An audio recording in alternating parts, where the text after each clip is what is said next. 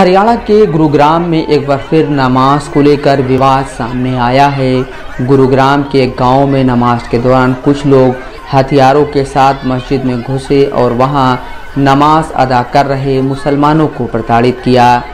अंग्रेजी अखबार द हिंदू के मुताबिक हथियारों से लैस भीड़ मस्जिद में घुसी और हॉल में नमाज अदा कर रहे लोगों के साथ मारपीट की। इसके साथ ही उन्होंने उनके परिवार को गांव से बाहर निकालने की धमकी भी दी।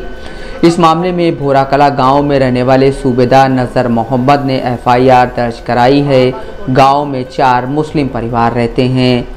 नज़र मोहम्मद ने बताया कि घटना बुधवार रात की है, लेकिन गुरुवार तक इसमें किसी की गिरफ्तारी नहीं हुई। उन्होंने बताया कि विवाद की शुरुआत बुधवार सुबह से हुई, जब राजेश चौहान उर्फ बाबू, अनिल भदौरिया और संजय व्यास की अगुवाई में करीब 200 लोगों की भीड़ मस्जिद में घुसी थी और नमाजियों को धमकाया था।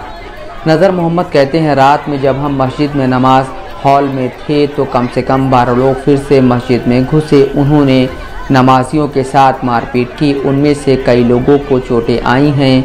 उन लोगों ने नमाज हॉल बंद कर दिया। उन्होंने हमें जान से मारने की धमकी दी। अखबार को एक अन्य पीड़ित ने बताया कि उन पर तब हमला हुआ जब वो 2 अन्य बुजुर्गों के साथ नमाज पढ़ रहे थे।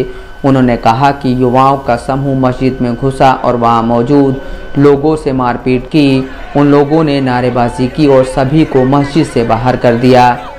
पुलिस के मुताबिक जब तक वो घटनास्थल पर पहुंचे, मस्जिद में हंगामा करने वाले लोग वहां से भाग चुके थे।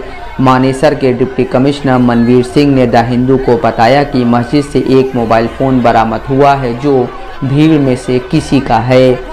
उन्होंने बताया कि इस मामले में धार्मिक भावनाएं भड़काने, दंगा भड़काने की कोशिश, आपराधिक धमकी और गैर कानूनी रूप से जमा होना, इन सब मामलों में आईपीसी की विभिन्न धाराओं के तहत केस दर्ज कर लिया गया है। उन्होंने कहा कि इस मामले में 3 लोगों को नामजद किया गया है और जांच की जा रही है। हालांकि नज़र मोहम्मद का कहना है कि गुरुवार देर शाम इस मामले में गांव के बुजुर्गों के दखल के बाद समझौता हो गया।